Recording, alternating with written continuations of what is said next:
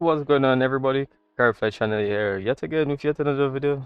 This time it's gonna be on Simbrief, the newest features that they now have, and I would say that it's really nice. And finally, that we got these features, and it's gonna be on the new features that you see at the top here. It says takeoff and landing performance, guys.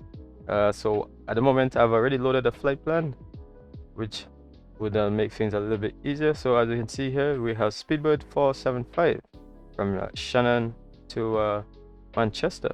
But even before heading into this feature, before in the past, we know that aircrafts didn't really have performance calculators. You had to use some external performance like TopCat, stuff like that, Sim Toolkit. But now Simbrief has finally added this new features, takeoff and landing performance, guys. So let's venture into this new feature and let's see how it is. So now, guys, you can go to the main menu screen and see there's performance and tools, which is pretty much the same as the takeoff of the landing performance. Since you already load the flight plan, we're not gonna change the settings here. But as you can see, I'm using the explain the A321neo for this flight, which is from Shannon to Manchester. So based on the settings here, you see we have takeoff. You can put flaps optimum, toggle, flex. Either if you want to put the bleed setting off, and as well as the anti-ice. So the same as things you would do with the external calculator, you want to do it right now in Simbrief. So that's really good that you can actually do that now. Additionally, you see there is a flex or assume temperature. So whether you're using the Airbus or you're using the Boeing version, you can either put either the flex or assume temperature, whichever one that you want to use, or whether you want to simulate without it, you can either put disable as well. For this flight, I'm going to put enable, and we're going to populate the weather to give a little bit more accurate weather right now. And it says for improved climb, which it says enable or disable improved climb at hot or high airports.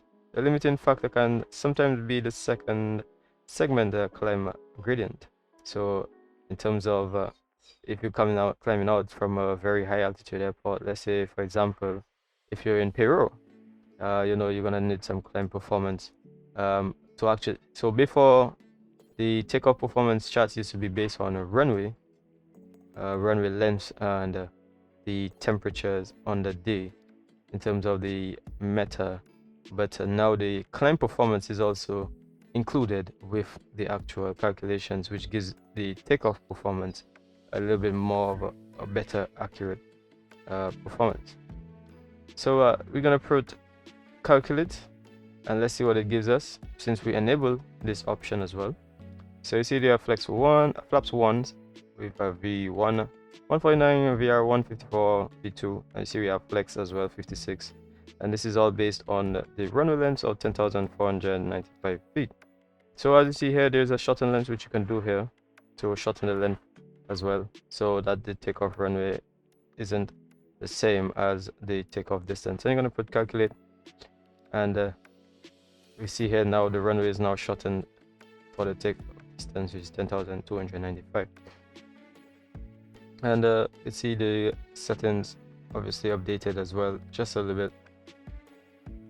So that is the takeoff section of the takeoff performance. So this time let's look at another aircraft which I have added as well now, and I've added the A330-900. So that's the A330, the Neo. So this time we're gonna go as well on takeoff, and let's see what that also does as well. So we're gonna keep everything just as standard, as you can see here. Flaps optimum, toggle flex, everything we're keeping it on auto. Let's populate the weather, make sure that we have the weather. Gonna keep flex and as well as enable climb, and let's see what that does as well. So we see here it says flap 1, same thing, flap 1, and you see you have the lower speeds for takeoff. So that's pretty much showing that the A330, the Neo, also works as well. So that's with Toga Flex. So let's see what happens if we decide to put it with Flaps 2 now, and let's see what happens. So now we see the speeds has also updated now from 143 now to 129. Okay, so that does seem to work pretty nicely. You see that it works with other aircraft. So these aircraft like the A330 Neo, which is not available in different calculators. So now you can use it with Simbrief to give a little bit more of a accurate takeoff performance.